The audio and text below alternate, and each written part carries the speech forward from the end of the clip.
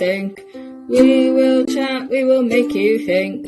You will not want to go to the loo. You could miss a lot if you had that poo. Stay and watch and join in. Yeah! Hello, everyone. Welcome to the Kitchen Sink. My name is Sarah Bridgman, and this... I'm Lucy Orchard. Is Lucy Orchard. Yes, hello and welcome. Welcome. You could be listening from all over. Twitch, Facebook. Where else is there in the world? YouTube. YouTube. You're welcome. Please join in. Feel free to chat with us, and we love that when you guys do that. And yeah, have a lovely time in work, Hugh. And I'll try and remember the question later. So tonight we have Opinion Place coming up soon. We have comedy review, and this week we're reviewing comedy Harry Enfield and Comedy Chums. I think it's going to be an interesting one. And then at 7:30 we're going to have the man, the myth, the hairstyle, Stuart Goldsmith, who I am very excited about to be, as a fan of the ComCom pod. I am so excited. Good afternoon to you, Jason. Hello, I hope you're well. How is everyone doing? Lucy, how are you doing? I've had the day off work unexpectedly, and I've really enjoyed it. Oh, yeah, no one's coming on going, oh, bloody hell, days off work, why do we have them? No, that's fantastic. What have you done with yourself? I've been doing podcasting. I cleaned the chicken's house because, I like to keep it rural around here. I forgot when you moved, you'd be moving the chickens as well. Oh, yeah, chickens came with us. Can't leave the girls behind. Yes, of course, you did have a lot to move, didn't you? So, yeah, you've had a lovely day then. Mm-hmm. And they asked if I wanted to go to work and help in the yard because there wasn't any much work on. And because I've still got this cold, the idea of standing outside all day, I just went... Maybe no. How about no? I don't blame you. Well, what have you been doing? How am I, you ask? How am I? I'm well, thank you. I'm well, thank you. Yeah, I have had an interesting week. We're back to clearing the garden. My garden, I don't think I've mentioned my garden and the various large bushes within, but it's one of those gardens that are like 30 foot long, and it's 30 foot, yeah, that sounds about right. Massive, really long. I mean, a terraced house, a really, really long garden, and the ones with brambles at the bottom that have been left to run wild because some of us have a life. And thanks to lockdown, suddenly given a lot of time, so I'm hacking away at all the brambles and stuff. My dad has helped. My 77-year-old father has been a flipping saint and has helped me. So thanks, Dad, if you're watching. And he probably isn't, but hey ho, we could live and dream. And yeah, except he's done a brilliant job. We've bonded. It's been fantastic, which isn't easy. And then. Day before yesterday, he nearly set the whole garden on fire by accident. Because in Wales, where I'm from, I'm from Swansea in South Wales. It's been very, very dry. We haven't had any rain for about 3 weeks, but I have been setting up like a bonfire. And then when Dad went to light it, he said, and in his words, "Oh, I just went up the garden to get some more diesel." Yeah, and it jumped from the bonfire over, and it was about 10 foot. I'm not great with measurements, it might have been shorter. And it jumped to like the big tree that we're slowly burning. And yeah, I go outside after work going, why is half of my garden on fire? The answer is my dad. So thanks, Dad. But now we have got rid of all of the tree all in one hit. So that's worked well. That's brilliant. Right, so that's how we are. How's it? No one's talking to us, Lucy. Jason said good afternoon. That's it. So, and Hugh is buggered off to work. Sorry for the B word, everyone. So we can only assume you're all stuck under something heavy. So we've had a hey from April Louise Wilcox as well. Oh, so, hi, hey. I hope you're doing well. There's been a lot about in Northern Ireland. There's been some sort of forest fire. Yeah. Yeah, no, keep it light. Keep it light. Yeah, so it's coming. It's coming. I'm slightly aware of what's going on with the old horrible. Is she an evil woman? The one that's leaving? I don't know. Depends on your politics, but somebody's leaving. So I was like, is she a bad one? Is she goodie or baddie? I think she's a baddie. Bit of a baddie. Personally, I have mixed feelings on it because I did date somebody from Northern Ireland, which means I do know about Northern Irish politics. And I have to say, yeah, it's not as easy as saying she's the good or the bad one. Okay. Yeah, let's chat about that later, because I have no knowledge whatsoever. One of the mountains was on fire, and it's just so like it's been going for like 4 or 5 days or something, and they're just there with these massive beaters just banging the crap out of the mountain trying to put it out. And it just had visions of your dad going, oh, the diesel jumped there. Yeah. I was like, on one hand, oh, firemen, brilliant. But on the other hand, massive fine, which I wouldn't be thrilled with. And the thing is, having a bonfire during the day doesn't just set the bonfire wood on fire, it sets the community Facebook pages. Oh, they burn like Paris on fire. It is amazing. What are people annoyed about? Oh, Twitch isn't working. Oh, thanks, Frana. Thanks for letting us know, darling. I don't know what we can do about that. It says to us that it is ticked. So I don't know what's happening there. Maybe the whole Twitch isn't working. Could say we have had problems where it's been Twitch full stop in the past. But the thing is, it goes. Oh, I wanted to put my washing out. I've got asthma, and it literally everybody. I mean, it's one step away from bonfire works. It's ridiculous. So yes, I'm surprised that you aren't a fan favorite on the community Swansea roast right now. I'd rather keep it very off social media that we accidentally nearly burned down the row of houses that I live on. My next door neighbour, very lucky, he's a musician, and he left a couple of cans of most of an evening if his recycling's anything to go by. But he's a lovely man, and he came running out to go, don't put the fire out, I love the fire, I do. So thank God for that. He was amazing, because the back behind his shed was on fire, but apparently he wanted it to be, so that was good. That worked well, didn't it? Wow. Oh, goodness me. Ian Wood is watching live on Twitch. I don't know if that's because he's got good signal in his wardrobe. That's where Ian Wood usually is. He's a infinite sofa celebrity. And Frank, he did say, I love the fire I do. I love the fire I do. Yes, that was my neighbour. I love the fire I do. Woo! Yeah. Right. Yeah. So we've got coming up next Opinion Place, and considering the women that we are, I can't imagine it being difficult for us to come up with an opinion. And today, when I sat down, my brain just literally turned into the Sahara Desert with just a tumbleweed going, and I was like, I got nothing. You've got like 3 to go, and I'm like, nope, you've got room for 1. You've got time for 1, Orchard. And but then I put my mind to it. I've got 7, so you can choose. Okay, number them. Are you doing the video, or shall I for this? I can. I can wait, Zach, because I like doing my intro for Opinion Place. Here you go. Oh, we've got loads of opinions. Lucy's got 7 of them. Oh, but where on earth can we share our opinions? Well, luckily, now we can on Opinion Place. Opinion Place.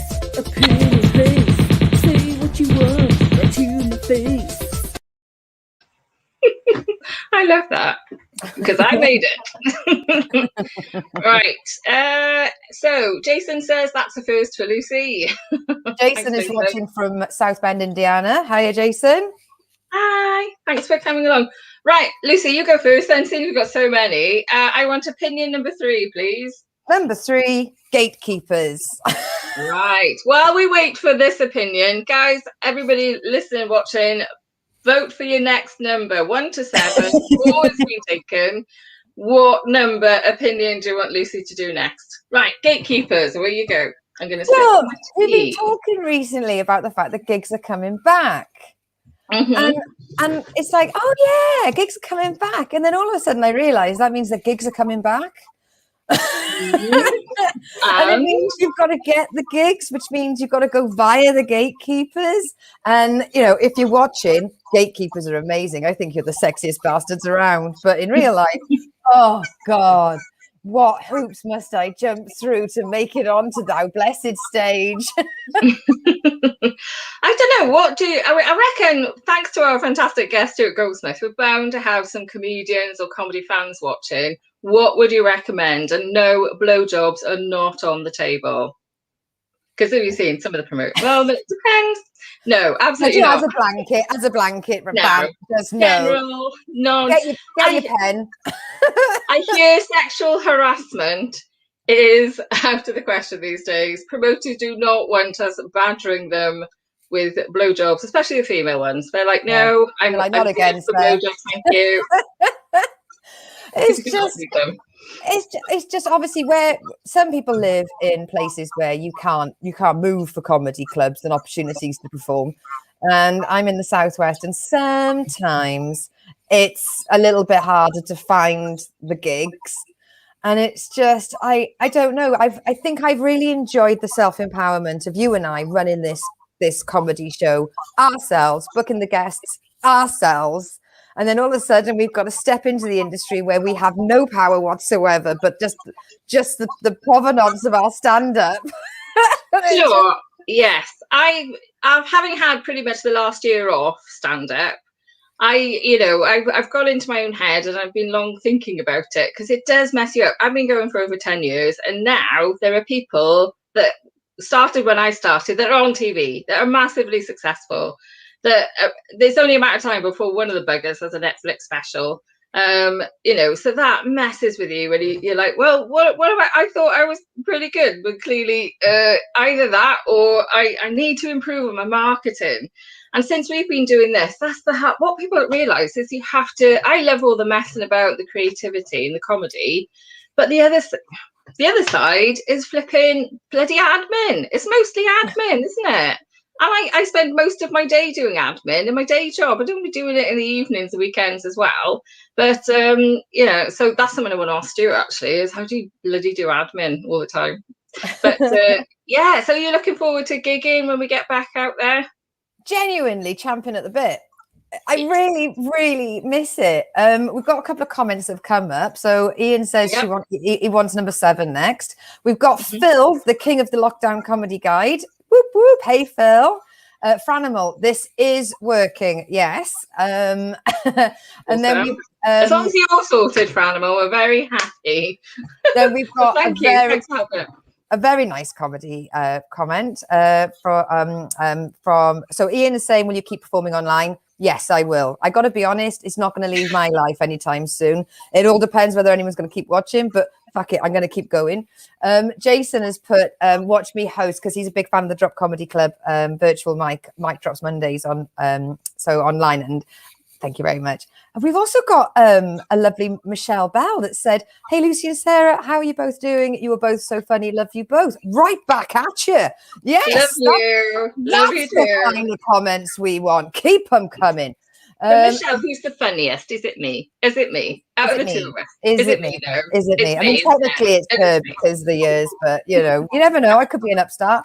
Lenny, and I believe you keep saying it's Alison Lenny Lenihan whenever you say her name. It is a hard business and rejection is so tough. I've had plenty of practice. It's just we've been doing this so well on our own. All we need is followers. Follow us on Twitter, subscribe to YouTube. We're going to put out loads more stuff. Oh, God, that's the thing. I just feel like I'm in a Charlie Brooker dystopian nightmare when you're having to go, hey, guys, watch our stuff all the time. Anyway, I'm going to stop moaning. Well, impossible. Right. Has said, let's just outsource all the admin to the comedy nerds.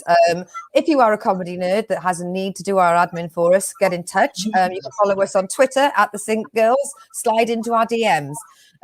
We've got the amazing comedian who is the winner of the Jerry Seinfeld Comedian Award on the Jimmy Fallon Show, Ashley Guttermuth.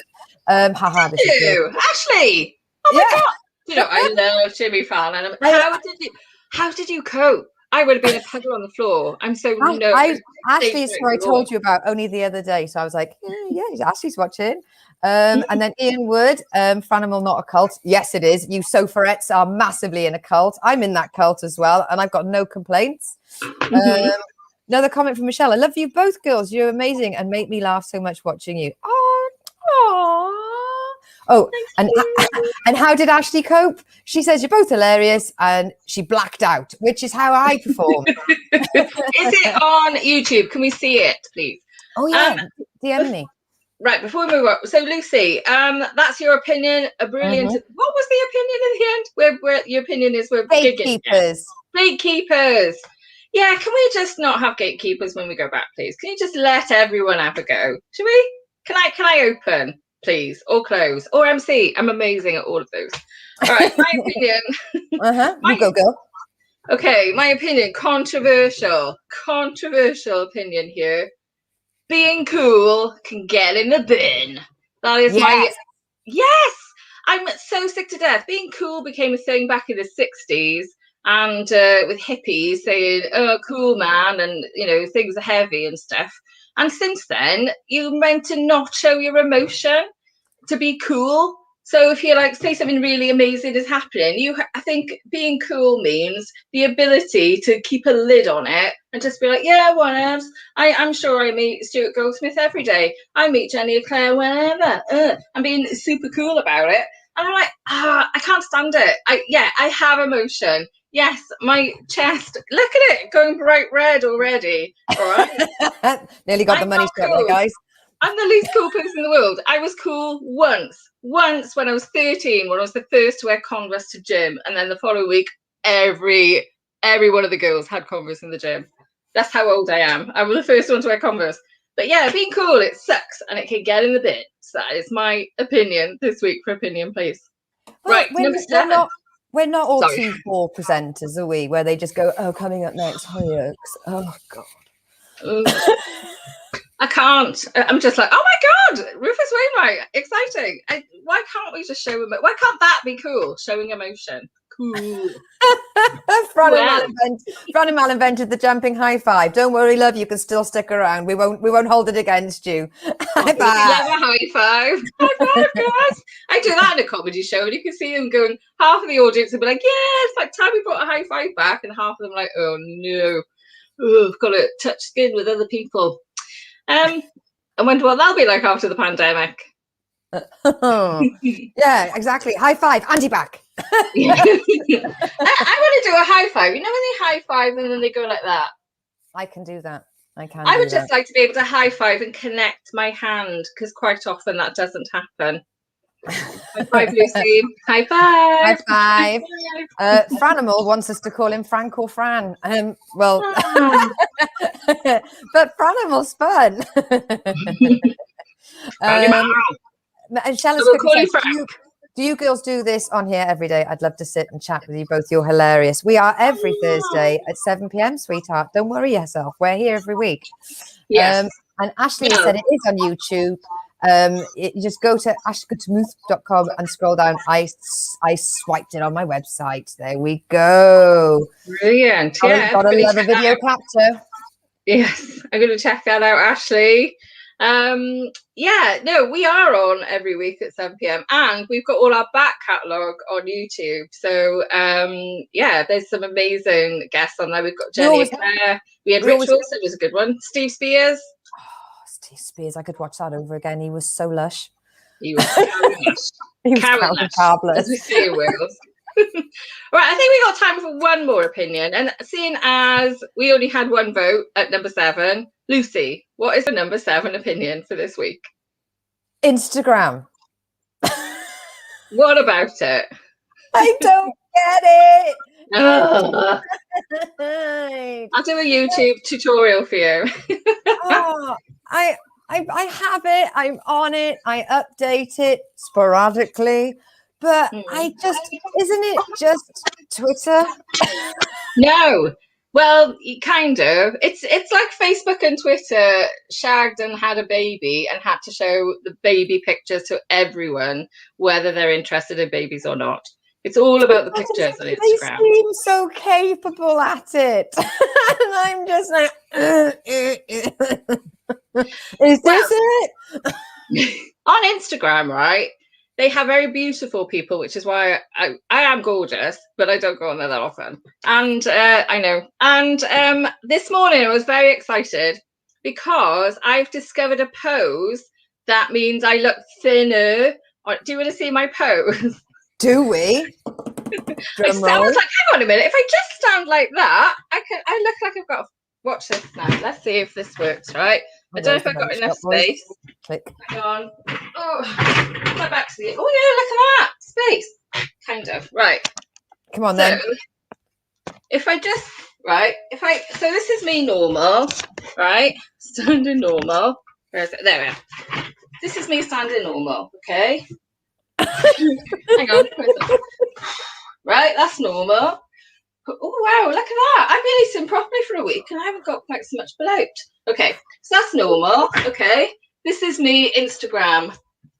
If I just put a leg forward, squeeze it, a bit like that. All right, I think, hang on, is that way? Yeah, I think, see? Thinner. You just do that normal, and you have your leg up like that. Kind of, you look kind of thinner. What do you reckon? Oh shit! What do you reckon? Thinner.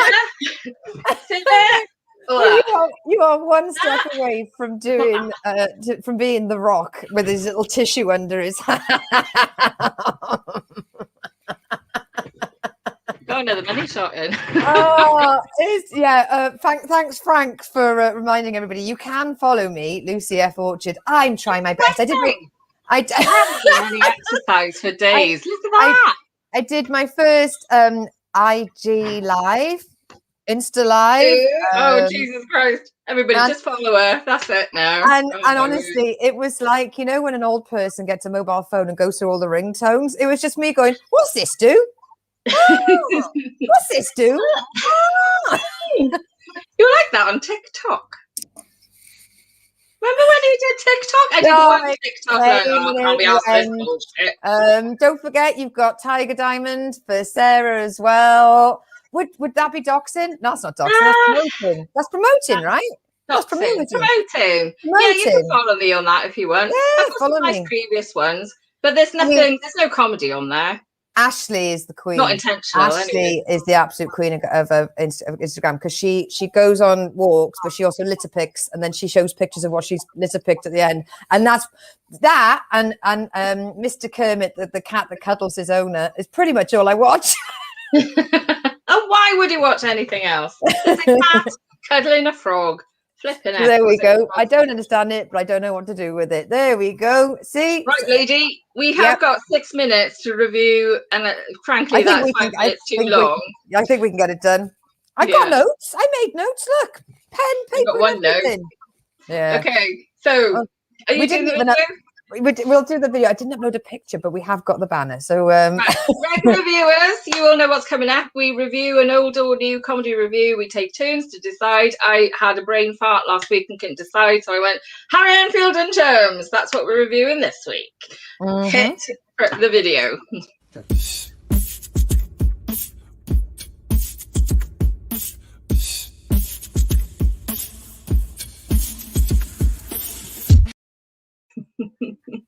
Every week showing us up.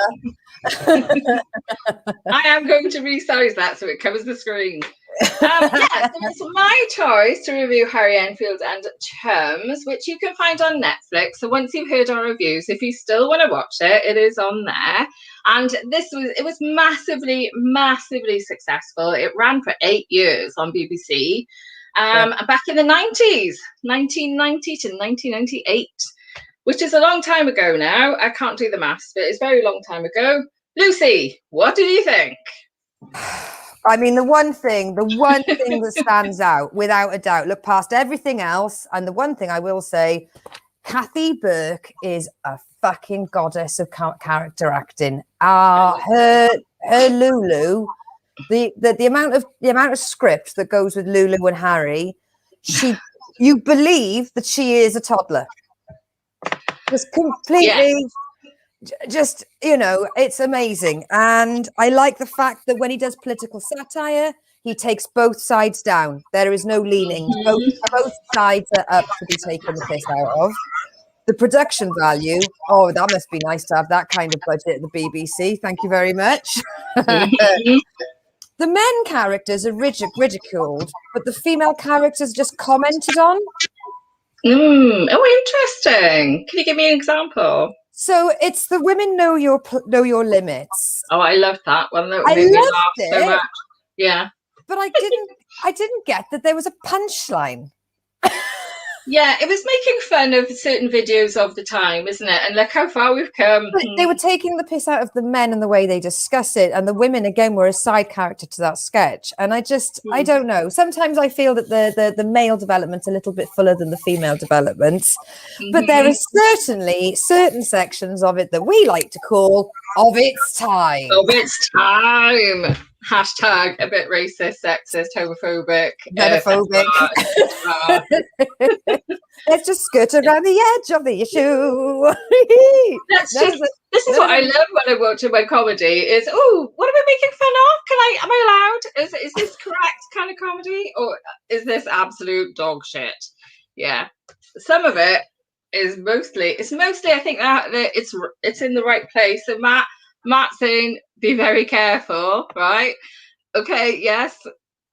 But honestly, try and watch it with fresh eyes, because some of the sketches are Dodge City, in my opinion. Look how we felt when we sat down and watched Phyllis Diller, and everyone was like, Phyllis Diller is what? Brilliant. And then we were just like, oh, rape jokes. Didn't see that one coming. Yes, yeah. Sat down for Harry Enfield and Chums. We started straight with homophobia and then took a straight bat into xenophobia. I was like, 30 years old though. I'm just on the math. 30 years old. It could have been a lot worse. Yeah. A lot worse. But it was like zeitgeist at the time. Out of Harry Enfield and Chums came the Fast Show, which was huge. And I know what's her name, who was in that now? Someone will tell. Arabella Weir. I remember at the time her saying, like, she would talk and the boys would be like, literally 2 minutes after she'd made a suggestion, the boys would all be like, I think we should do this. And that became the sketch on the Fast Show. So, you know, and anyone that's a woman who's been with a group of guys would recognize this. That you sometimes you talk and no one's even listening to you, and then next thing you know, they're all suggesting something or saying something. I'm like, didn't I just say that? Am I going insane? So watching that as a woman, you're like, yeah, absolutely, totally relate to that. But Harry Enfield and Chums, have you got anything more to say on that, Lucy? Just that I liked it. I still laughed, but I did walk away going,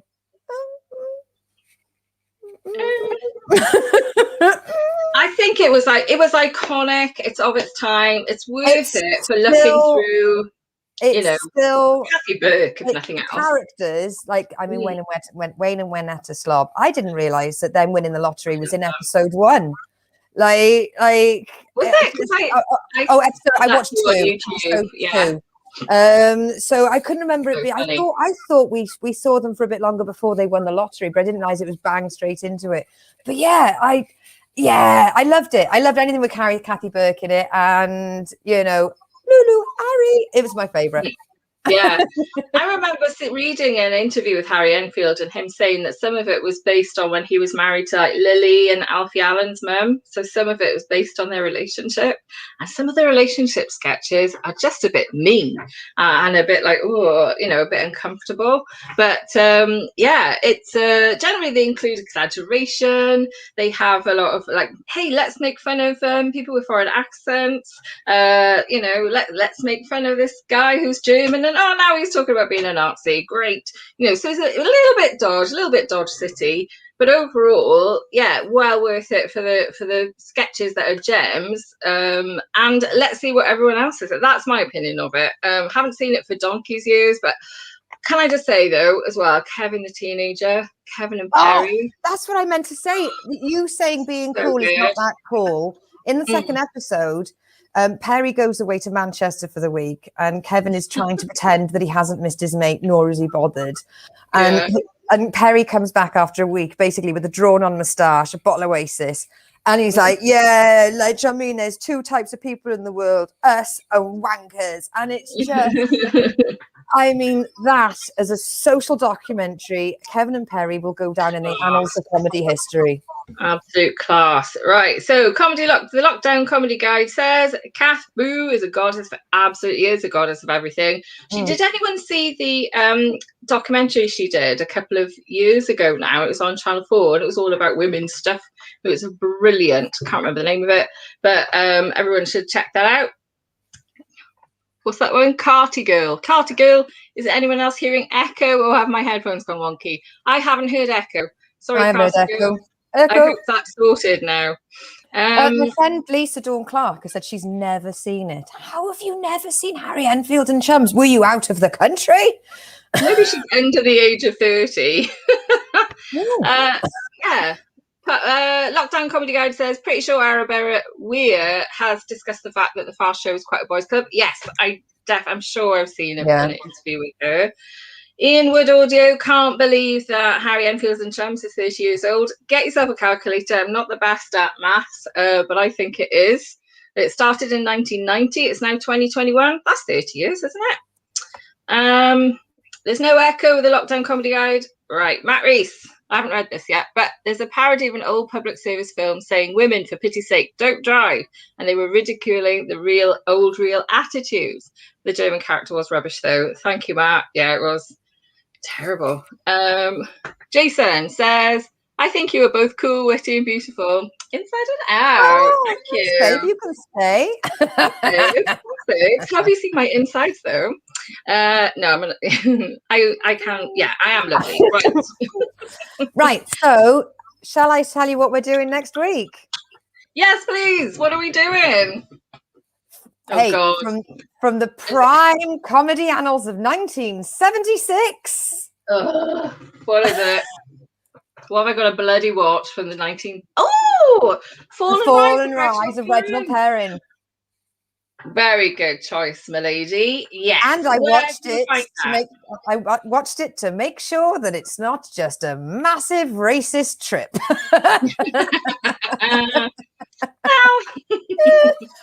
It's on YouTube, and literally you type in The Fall and Rise of Reginald Perrin and all the episodes are up there, and we will put the links obviously on our Facebook and our Twitter. Yes. Prepping is overrated, I say. But looking forward to watching that one. Where can I find it? YouTube, you said, right? Okay. Right. So I see that we have our guest in our dining room, Lucy. Yeah.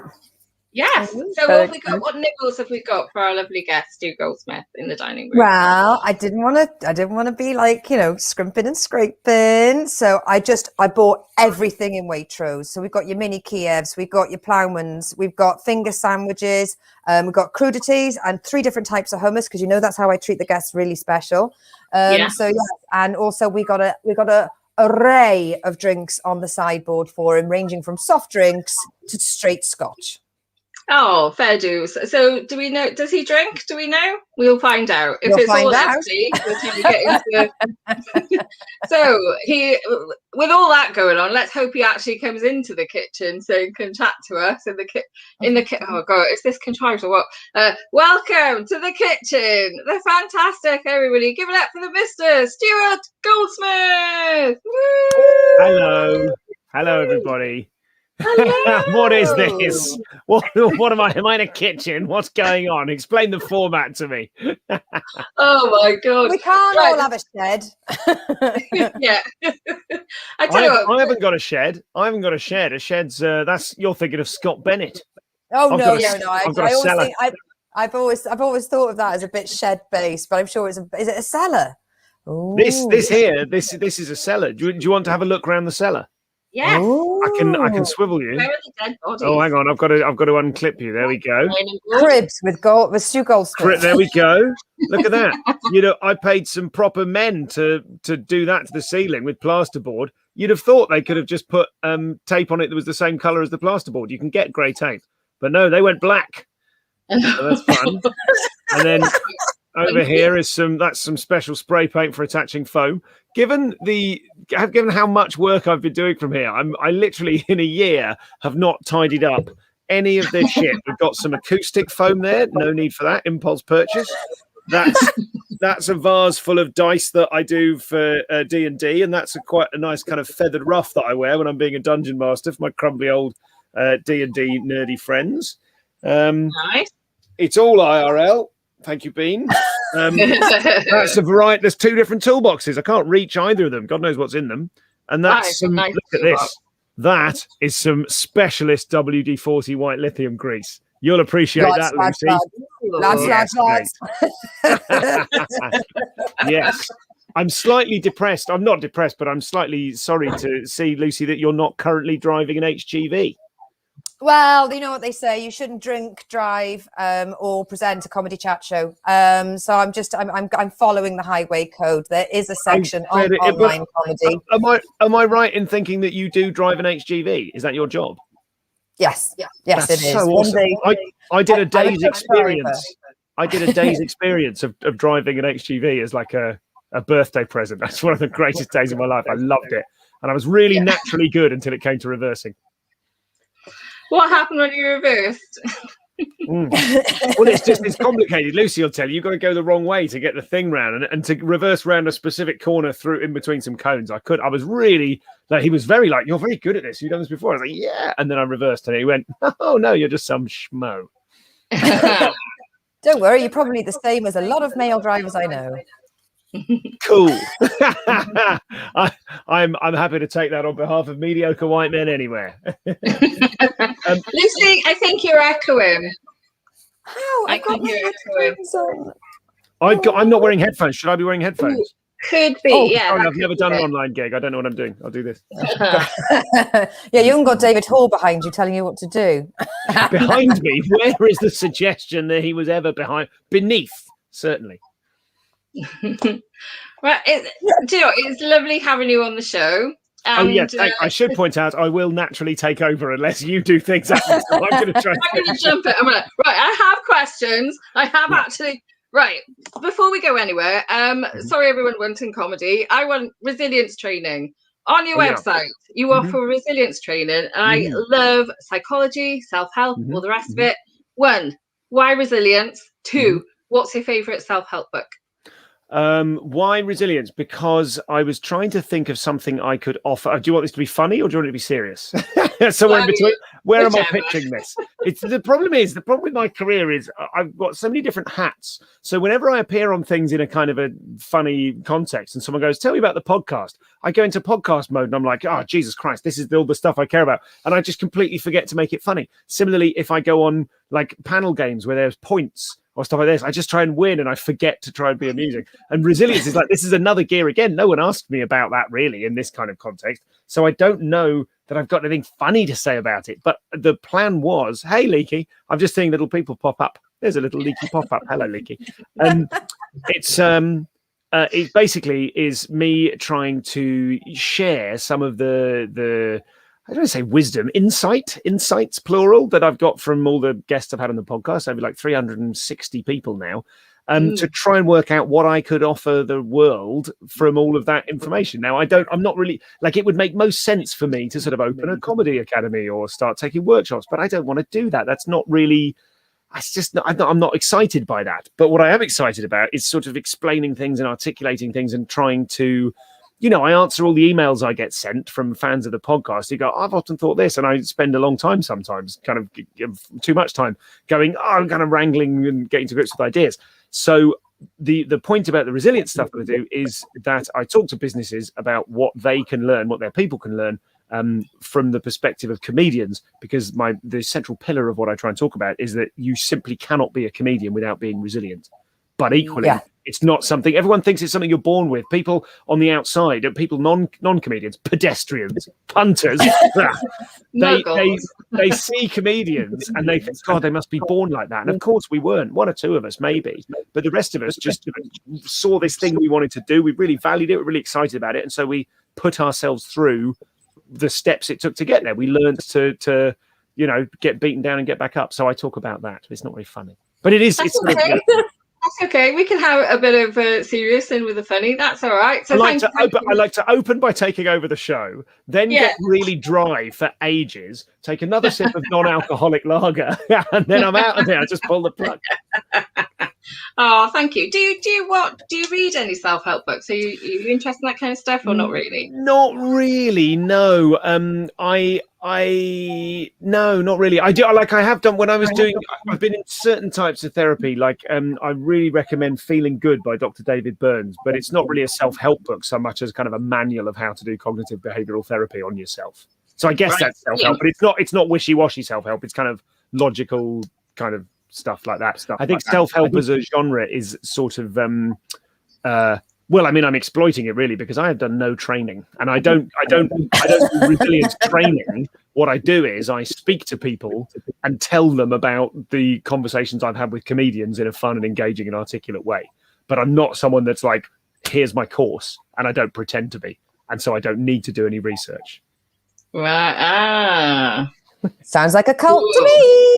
No, it's not. Listen, this is, mate, I used to have a cult. This isn't it. Like, I'm guilty. I had a cult. I didn't mean to have a cult. I'm sure. I do wonder whether other cult leaders intended to have a cult or whether they just ended up as I did at the head of a cult. I started a cult accidentally too. Tell me about your cult.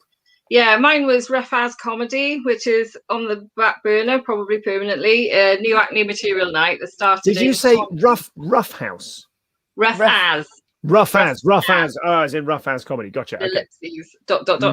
And it was very popular, and lots of people wanted to come along. But when you offer, 5 to 10 minutes, new acne material, and no gatekeeping whatsoever, no wonder it's successful. But I made it. I was very much like, you had to be nice. Everybody had to be nice. Everybody had to stay. So I think that was, a part of it as well. But people, it was lovely. We had a nice little community, but it did feel like people that came along after a couple of years would be like, this feels like I really like coming up. It does feel like a cult. I think it's just we were, people knew each other, really well. With my cult, about halfway through, I said to them, listen, I don't want this to turn into a cult. And I'd taken some advice from a member of the cult who was a psychologist and has now become a good friend of mine. And they said, you need to make sure, like, if you want to attract new people to the show, you need to make sure that it is a horseshoe and not a circle. And I explained that live during the show, and everyone in the room started chanting circle, circle. So I was like, well, there we go then. I mean, there we go. Shutter, fuck you, shutter. So what's happened is, like, the point was never to sort of start a club. And we did start a club, effectively. I mean, it isn't really a cult. It's basically a club with a mysterious figure who doesn't join in very well. So that makes it culty. But that wasn't the point. That just kind of happened. Don't encourage anyone to kill people. That's the thing. I think that's I did not do that. That was David Hoare. Yeah. But loads of positive things came out of it. Loads of friendships were made and relationships were struck and tattoos were inked. So, loads of things of, not mine. That was a really exciting experience of what it's like to be, like a microcosmic experience of what it's like to be, if I talk to James Acaster on my podcast and I go, okay, he's got X million fans, and so the top percentage of them are incredibly intense and too much.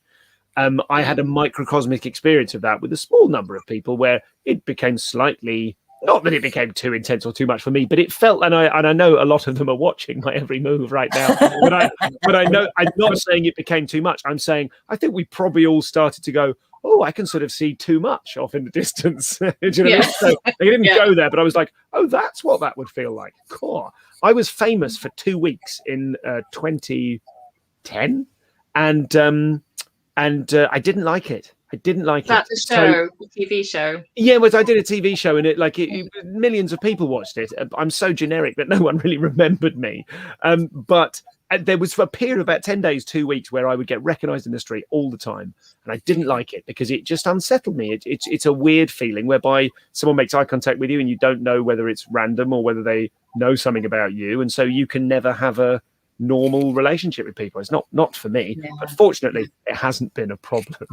Yeah. I had a similar experience when I did Godspell when I was 16. Oh, yes.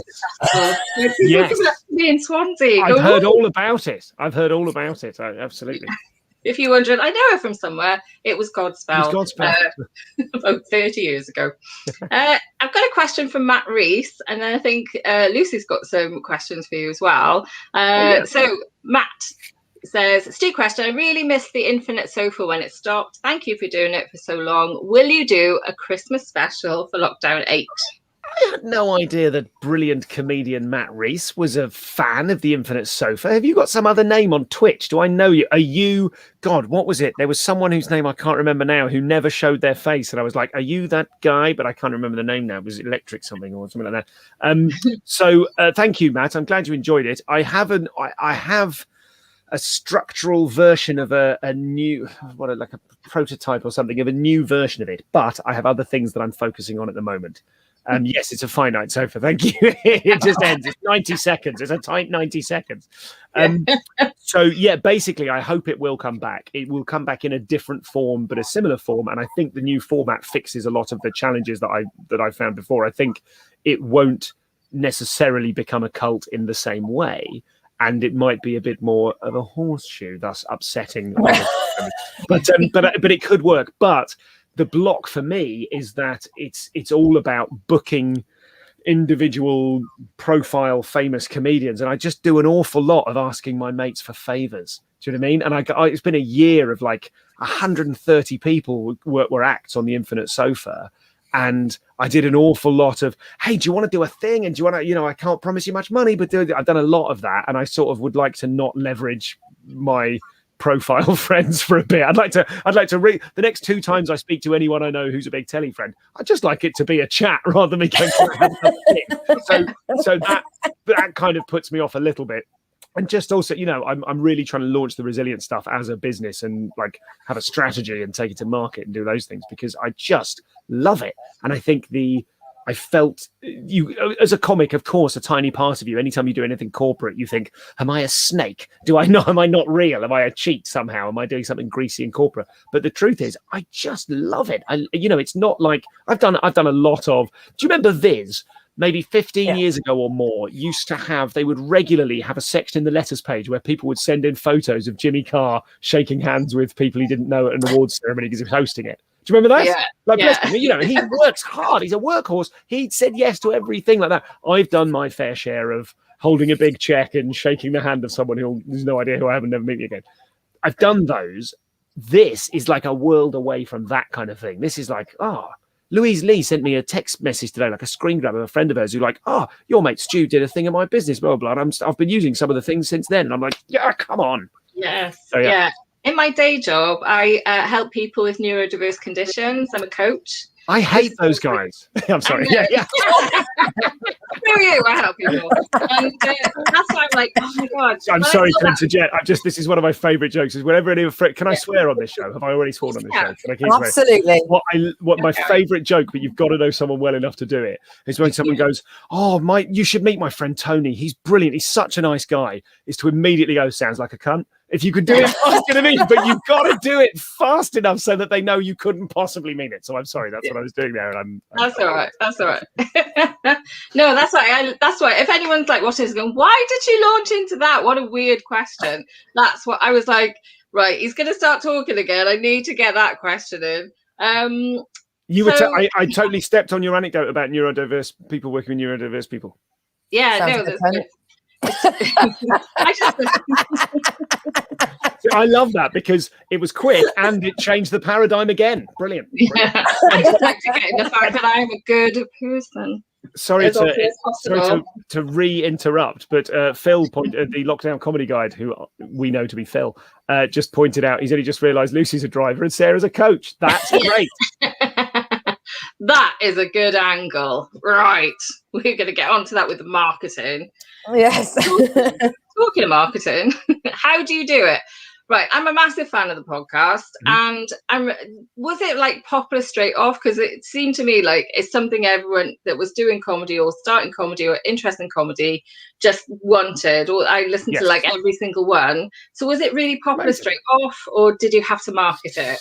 I have only ever marketed it really badly, so I don't think it's modest success. And it used to be, it's like my big marketing tip is start 8 years ago, and it's not useful to anyone. But I used to be in the top sort of 50 comedy podcasts, and I'm not anymore because, of course, everyone providing any kind of content, broadcasting, radio, everything, chops up their stuff, puts it on as a podcast, and occupies all the top seats. So that's difficult and it hurts, but I'm used to it now. I have had sort of interesting ideas about how to market it, but none of them I wouldn't say have ever made me go, that's the thing. I think one of the key elements of it is because it's called The Comedian's Comedian, it sounds like the proper one. Do you know what I mean? Which is like there are other people talking to comics, and some of them back in the day would email me and say, I've been so inspired. I got this email a lot. I've been so inspired by your podcast. I'm going to do exactly the same thing in my country. Do you mind if I use your questions? I'm like, I'd sort of rather not really. But it did. There was something that sounded archetypal about it. It's The Comedian's Comedian. And I didn't at the time know that there's a podcast in the States called The Comic's Comic, which isn't really like, it's like a blog, I think. And I met that guy, and I met him in Montreal, and we saw each other across a room, and we were like that. It's great. Yeah, exactly. So that's part of its success. And I think I just think I think the reason for its I always say sort of its moderate success. It's not enormous, but it's important to comedy people. And that's just because I purely do it for me. Like, it wasn't a power grab. It wasn't a sort of it's in some, like, it's grown into a really useful community, but not in a way that I'd have planned, not in a way that I'd have in some ways it's a pain in the ass, because it's like the only podcast out there where the person isn't being funny. So it doesn't necessarily convince people to come and see me on tour. People do come and see me on tour, but they sit there and stroke their beards and analyze the performance, and that's fine. I love it, but it's not like it's any other podcast where the point is convince people you're funny.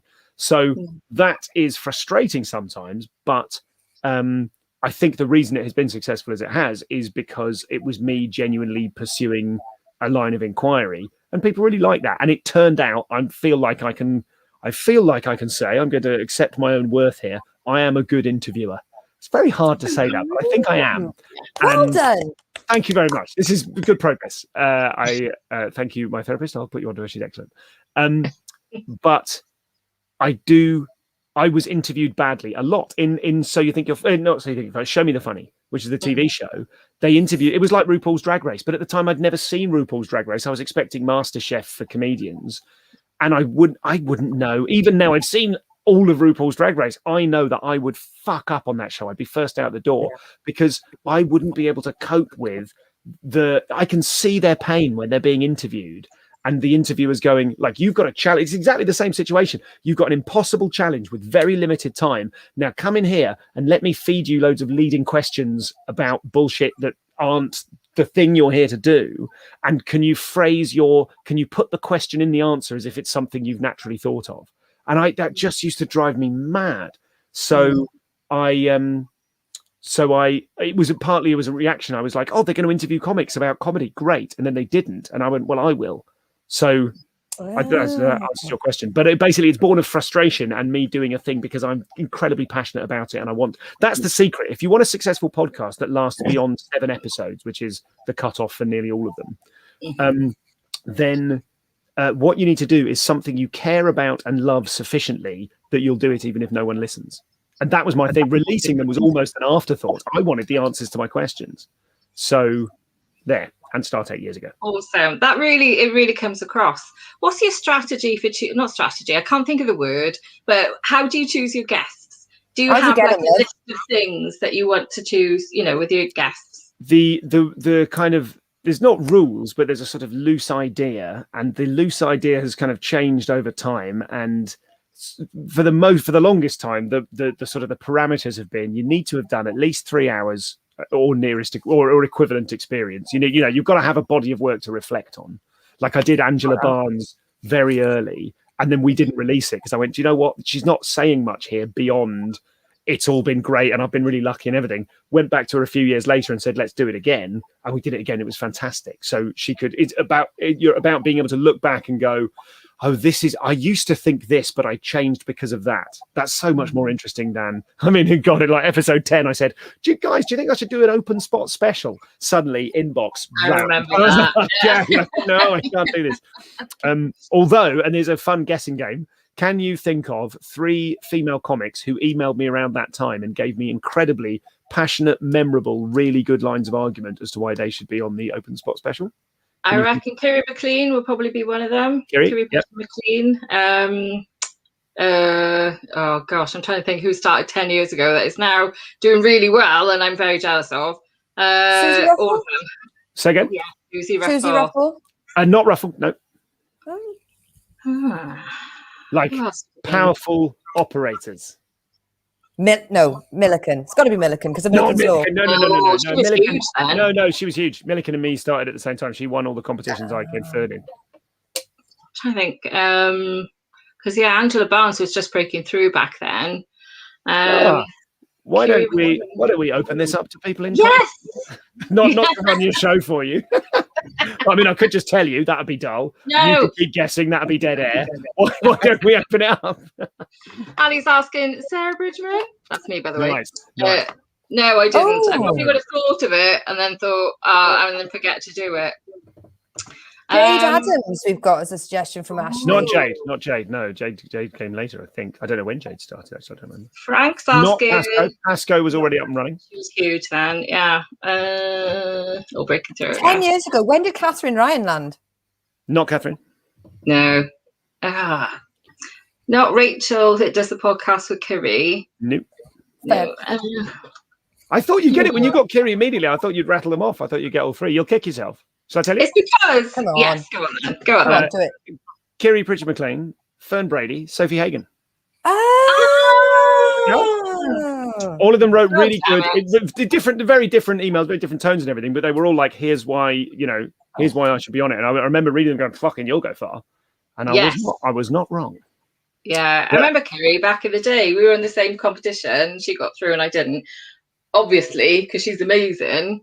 And she emailed me and said, I fancy going to Machynlleth. Have you got the contact for the guy that runs Machynlleth? And I went, oh yeah, but he chooses the people that he likes, so don't be disappointed. That's my favorite email. What a mob! Hey, it's showbiz, baby. That's there's a million of those emails. So I was talking about the parameters for the podcast. So 3 hours or equivalent experience, and basically I need to feel like I can learn something from you. That's to keep the integrity of the show. I only have people on if I think to myself, how the fuck do they do that? And because I have no personality, I just sort of vacillate. I'm untethered. I do have a personality, but I am untethered.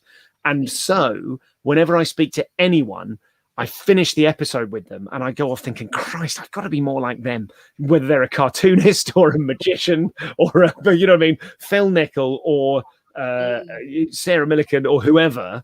Anything, I come off going, I've just got to be more like them. So I don't know if it does me any good as a tool. But I wonder if I feel like that listening to it. I think I feel like that listening to it. And then if I'm doing some writing the next day, I'm like, oh, I had one very uncomfortable gig after listening to the Sarah Pascoe one where I became very Sarah Pascoe. I was like, no. Yeah, I think the thing I always remember that Sarah said was, and that's like 7 years ago now, was she said, you can find the funny in anything if you get specific enough. And I some words to that effect, and I think that's absolutely true. So there are lots of little nuggets I remember, and there are lots of little things I catch myself going, I remember I should do X, Y, Z.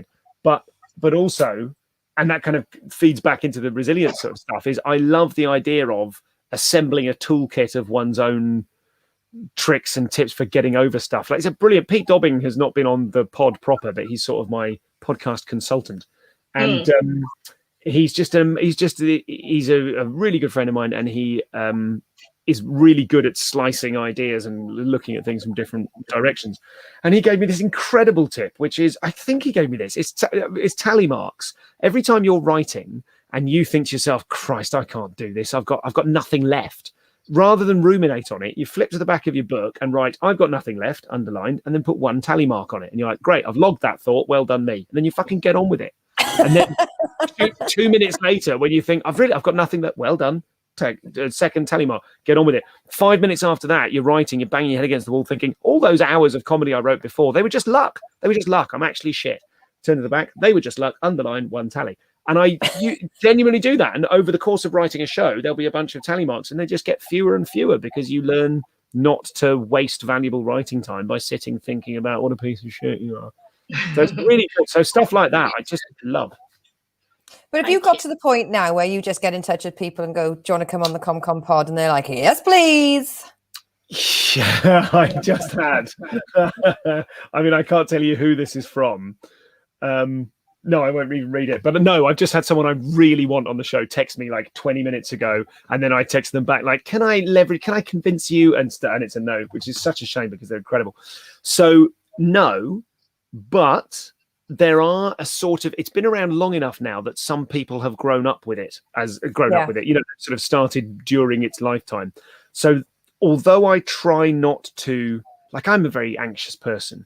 And I get really anxious about interviews because I want to do a really good job. And sometimes if someone is mega famous, then I feel like I can't research them enough. So I get really panicky for days beforehand, and it's no good for my mental health. Without wanting to avoid that, I do find now that newer acts, I said newer, like people 7 to 10 years in, they have been interviewed to death a lot less. They're really excited. Like a lot of them are excited to be on it. There have been people, I won't name any names, but I can think of a bunch of people I've got in touch recently who've said yes immediately and been really thrilled. And then, you know, I cut it off at the beginning of the episodes, but they often start by going, I just want to say, I'm so excited. This is like a career goal, you know, and that's brilliant. And I don't want to avoid my anxiety by just kind of being flattered by everyone. I've got to watch out for that as well. But it's really exciting when people who are students of the podcast get to come on it, know what it is, and are excited to say all the things they want to say. So those are, and I get no anxiety or much less anxiety with those. So yeah, these days there's kind of a, but even then it's not to do with status. It's not even to do with, years in the game. Some people who I'd think, if I'm lucky, they'll be like a yes, definitely. They'll still go, it's not the right time for me. And I'm like, shit. I think in some ways I have a theory that it's a little bit like, you know, when you start comedy, there are people who you think are important.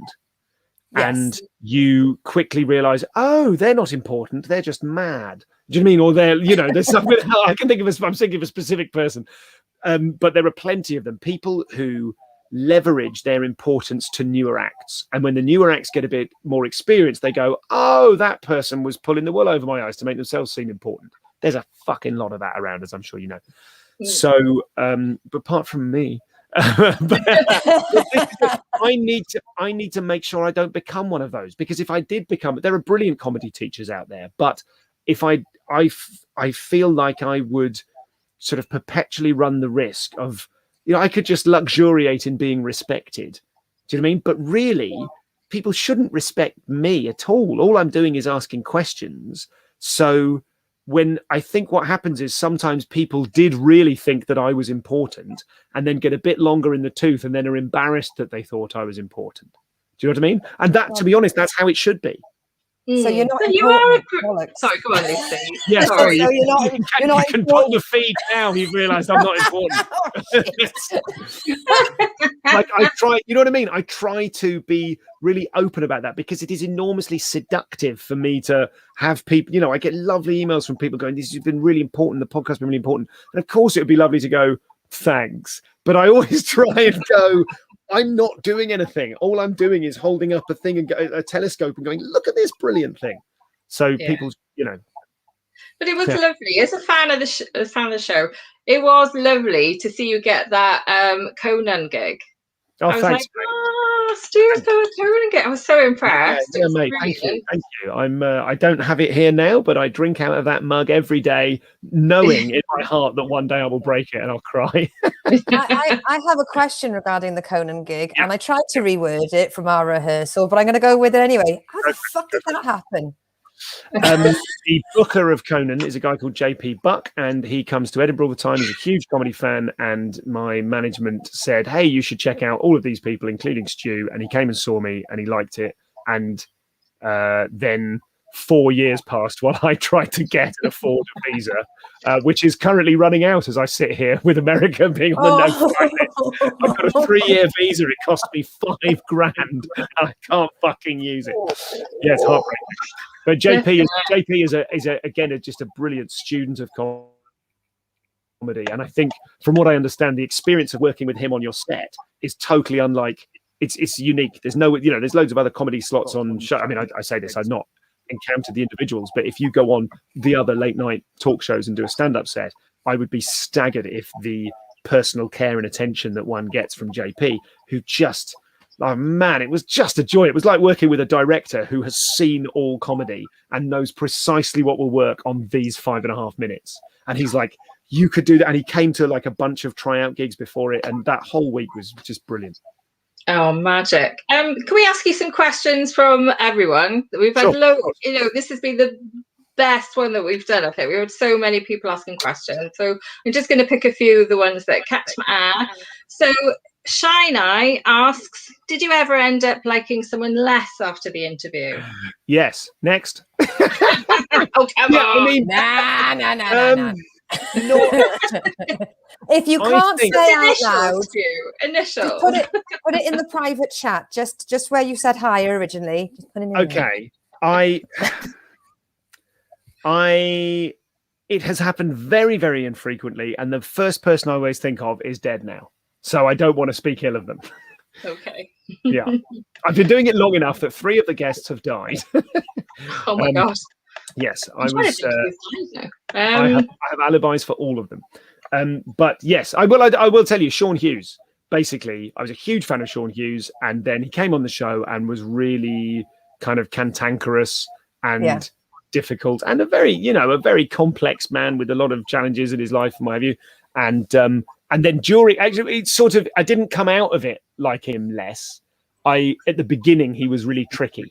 And I thought, oh Christ, I wasn't expecting this at all. And there have been, you know what I mean? There have been things where where people have said yes to it, and I assume they've read the email that explains what it is. And then we start, and I go, oh, you didn't read the email. You're not expecting this the right way. I'm coming, obviously, Stuart Francis, brilliant joke teller and joke writer, fantastic comedian, but couldn't stop riffing.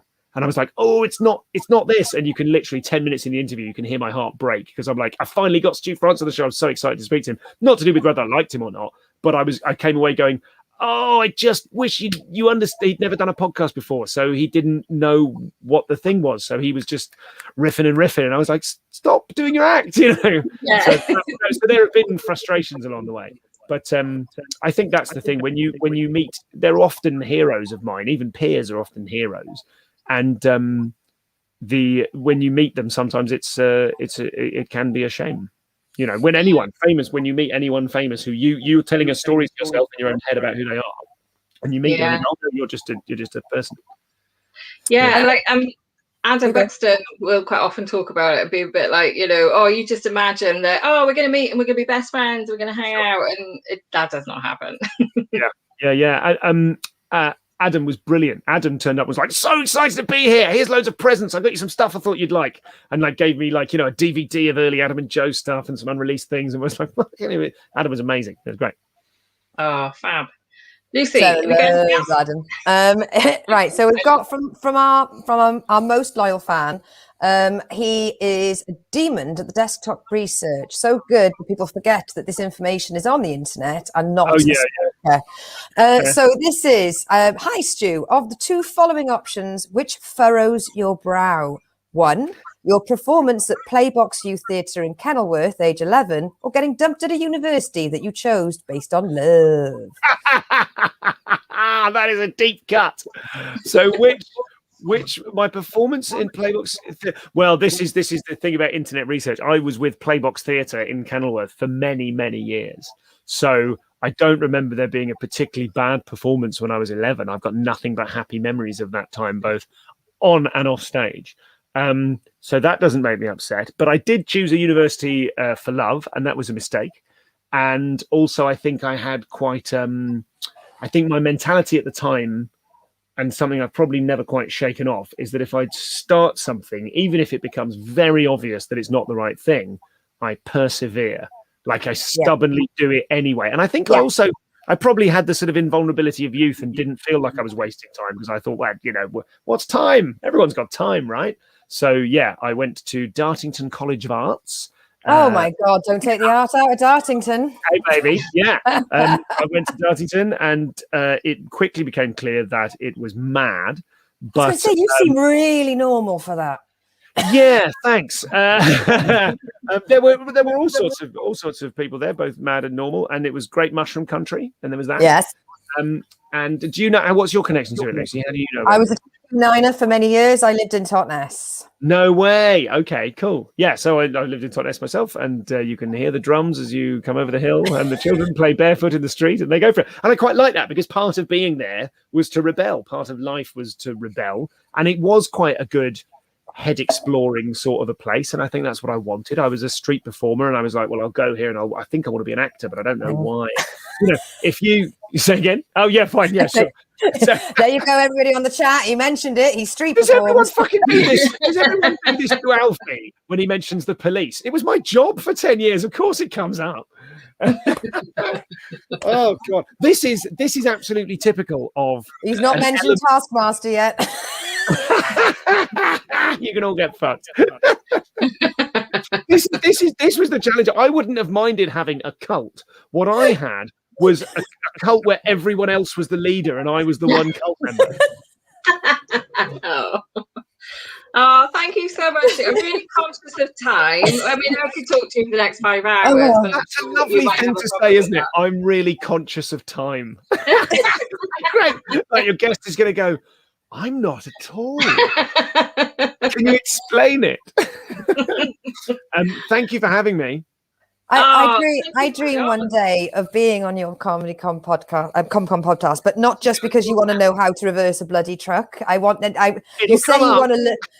learn something from each person. I hope one day I can make it to actually being on your show, but not just with driving tips. Listen, I hope to see you there one day, and I will. The truck driving thing will certainly come up. Thank you for having me. I've enjoyed this enormously. Where I never quite understood on all the promotional material where I can watch this. So, like, I don't know how I can't. I'm in the studio bit of it now. I don't know who. Like, occasionally things pop up. I don't know who's watching it and where they are and everything else. Is it on Twitch? What is it? Yeah, it is. I was going to say it says on all the promotional material. Follow us on Twitter for all the links, and the links are Twitch, YouTube, and Facebook. Okay, so Twitter was all. We should just put it all out in one place because I just think not everyone's on Facebook. Some people don't know what the hell Twitch is. Yeah. Oh, there we go. I can find us. There we are now. Good. Yeah. Well, you should. I mean, I'm not on Twitter or Facebook or TikTok like you, fuddy duddies. I'm on a new thing that you've never heard of. Yeah. It doesn't have any buttons or any connections to anything. Yeah. It's called Christ. Yeah, put your details on Christ, then I'll show up.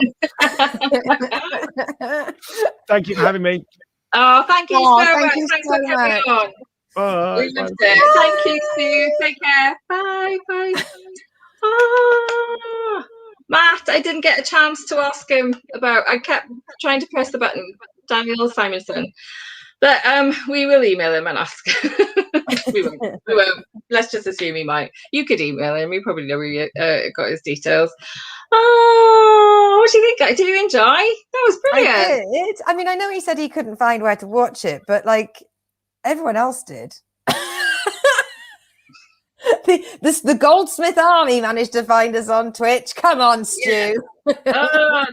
I don't know. I think it's good feedback. It's something to think about. But it's like, oh, which of our babies do we choose to go on to? It's like, God, we put so much out onto bloody. Anyway, that's a backstage chat, I think. Or I don't know. What do you think, guys? Should we stick with one, or because some people like Facebook, some people like Twitch, some people like We have one person a week that watches YouTube, let's face it, but then it's good for catching up afterwards. There we go, Heather and Monty. Breaking news. Old man doesn't understand the internet. I mean, you know, I absolutely adore him, but we do put it on every poster. Go here, and all the lickety links are there. There we go. It's I'm not going to let you beat yourself up about that. I stand by the fact that we are accessible, and we do. Well, yeah, we could do all the internet links on the flyer, but then it's like, oh, fuck, we'll have a little tiny thumbnail of someone's face, the time and the date, and then just shitloads of links.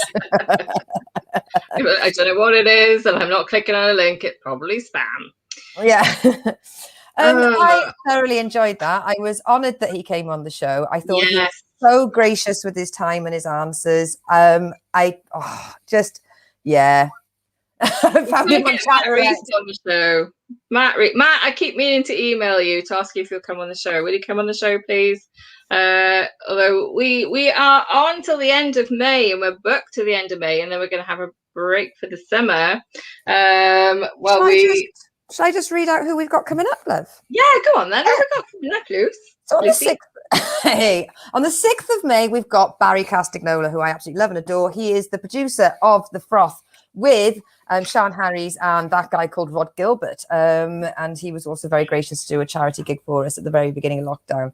And we solved coronavirus. On the 13th of May, we've got Angela Barnes that was mentioned by Stu. So we're very, very, very helpful to have that lady on, because I absolutely adored her on the news quiz, and I was gutted when she stood down, because I always thought with the news quiz you stayed on it for ages and ages and ages, but we only got it through the lockdown news quiz. Then we've got Pauline Eyre, who's from the Early Doors podcast. That's on the 20th, and then the 27th of May we have got Ursula Carlson, who was poorly ill when she was meant to come on last month, but the stitches are out and she's coming back on. If you don't know who she is, she's a South African comedian who's currently living in New Zealand, and she's got her own Netflix special, Overqualified Loser. And I just absolutely adore her. I adore her comedy. If you find any of her clips, especially the straight couples on an argument, fucking hilarious. So yes. Pretty smug, actually, with the next 4 guests coming up. I started swaying like a little kid then, going, I'm really smug. Can we just say Angela Barnes is coming on in a couple of weeks? They're all amazing acts, but I'm like, so very much looking forward to that. I think we did well, because I was nervous about meeting Stu and having a chat with Stu, although he is lovely, and I can imagine it being nothing but lovely. Whenever you get someone a bit high profile, like we were, like he was saying before, when he's interviewed so many massive names, you do worry about it and think, am I going to make a complete tit to myself? But I think I did okay. What do you think? I think I did all right. I think you did really, really well. Thanks, babes. I'm going to put that on the thing. Right. So a couple of questions. I love that everyone's been so involved tonight. So thank you so much.